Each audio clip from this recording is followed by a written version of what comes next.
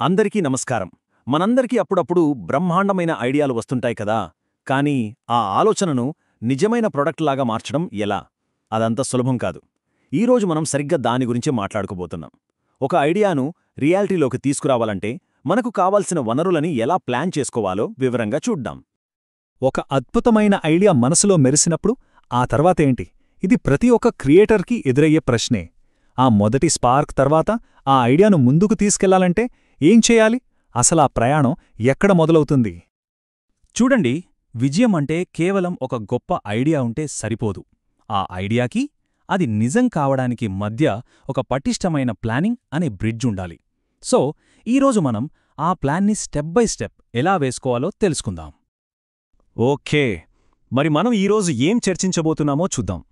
ముందుగా MVP వనరుల puzzle, తర్వాత మన 3 ముఖ్య స్తంభాలు: సమయం, బృందం మరియు సాధనాలు. ఆ తర్వాత బడ్జెట్, రిస్క్స్ గురించి మాట్లాడి చివరగా ఒక కీలకమైన ప్రశ్నతో ముగిద్దాం.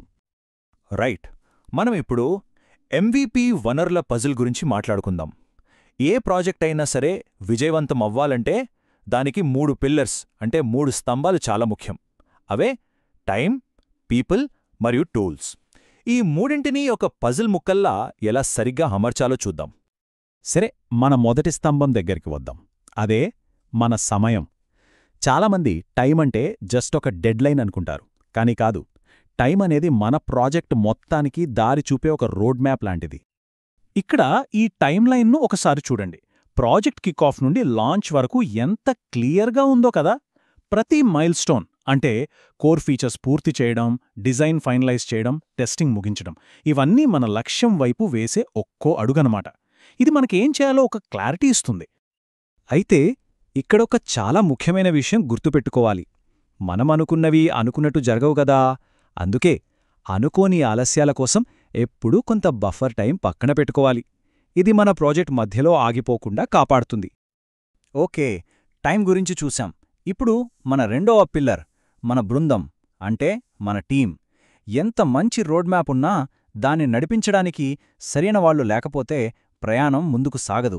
సో ఈ ప్రాజెక్ట్ క్రూని ఎలా సమీకరించుకోవాలో చూద్దాం. ఒక టీం అంటే కేవలం రోజూ పనిచేసేవాళ్లే కాదు. మనం దీన్ని 3 భాగాలుగా చూడొచ్చు. 1 కోర్ టీం అంటే డెవలపర్స్, డిజైనర్స్ లాంటి వాళ్ళు. 2 మనకు సలహాలిచ్చే అడ్వైజర్స్. 3 అవసరమైనప్పుడు బయట నుండి సహాయం చేసే ఫ్రీలాన్సర్స్. ఈ ముగ్గురి మధ్య సరైన బ్యాలెన్స్ ఉంటేనే ప్రాజెక్ట్ సక్సెస్ అవుతుంది. రైట్, ఇక మన 3వ చివరి స్తంభం టూల్స్ అంటే సాధనాలు. మన టీంని ఒక బండి అనుకుంటే ఆ బండిని నడిపించే ఇంజిన్ ఈ టూల్సే. సరైన టూల్స్ లేకపోతే ఎంత మంచి టీమున్నా పని ముందుకు సాగడం చాలా కష్టం. టూల్స్ అంటే ఏదో ఒకటి కాదు, చాలా రకాలుంటాయి. డెవలప్మెంట్ కోసం కొన్ని, టీం మాట్లాడుకోవడానికి కమ్యూనికేషన్ టూల్స్ కొన్ని, చేసిందాన్ని టెస్ట్ చేయడానికి కొన్ని, అలాగే హోస్టింగ్ కోసం మరికొన్ని. ఇలా ప్రతి కేటగిరీలోనూ సరైన సాధనాలుండటం చాలా అవసరం. అప్పుడే పని స్మూత్గా సాగుతుంది. ఓకే, ఇప్పుడు దాకా మనం 3 పిల్లర్స్ గురించి విడివిడిగా చూశాం: టైం, పీపుల్, టూల్స్. మరి 3 కలిస్తే ఏమవుతుంది? అవి కలిసే చోటే మన బడ్జెట్, మనకెదురయ్యే రిస్క్స్ అన్నీ ఆధారపడి ఉంటాయి. ఇప్పుడు ఆ విషయం చూద్దాం. ఈ చార్ట్ చూడండి. ఇక్కడ మన బడ్జెట్ని ఎలా కేటాయించామో చూడొచ్చు. ఇందులో అతి పెద్ద భాగం అంటే సుమారు 60% మన టీం కోసం, వాళ్ల జీతాలు, కాంట్రాక్టుల కోసమే వెళ్తుంది. తర్వాత 20% టూల్స్ కోసం, మిగిలిన 15% హోస్టింగ్, బఫర్ లాంటి వాటి కోసం. దీన్ని బట్టి మన టీం ఎంత విలువైందో అర్థం చేసుకోవచ్చు. సరే, ప్లాన్ వేసుకోవడం ఒక ఎత్తైతే ఊహించని సమస్యలు వచ్చినప్పుడు ఏం చెయ్యాలనేది ముందే ఆలోచించడం మరో ఎత్తు. ఉదాహరణకు, మన మెయిన్ డెవలపర్ అందుబాటులో లేకపోతే, లేదా ఏదైనా టెక్నికల్ ప్రాబ్లం వస్తే, స్కోప్ పెరిగిపోతే, ఇలాంటి రిస్కులకు ముందుగానే మన దగ్గర నివారణ వ్యూహాలు అంటే మిటిగేషన్ స్ట్రాటజీస్ ఉండాలి. రైట్, మనం ఇప్పటివరకు time, team, tools, budget, risks అన్నింటి గురించి మాట్లాడుకున్నాం.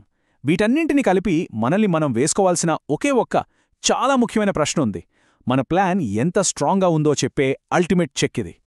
ఆ ప్రశ్న ఇది: ఈ ప్రాజెక్ట్ను విజయవంతంగా పూర్తి చేయడానికి మన దగ్గర సరైన సమయం, సరైన బృందం, సరైన సాధనాలు, ఈ మూడింటి సరైన మిశ్రమం ఉందా? ప్రతి ఒక్కరూ తమ ప్లాన్ని రివ్యూ చేసుకునేటప్పుడు ఈ ప్రశ్న వేసుకోవడం చాలా ముఖ్యం. ఎందుకంటే ఈ మూడు సరిగా కలిసినప్పుడే ఏ ఐడియా అయినా విజయవంతమైన ఉత్పత్తిగా మారుతుంది. దీని గురించి తప్పకుండా ఆలోచించండి.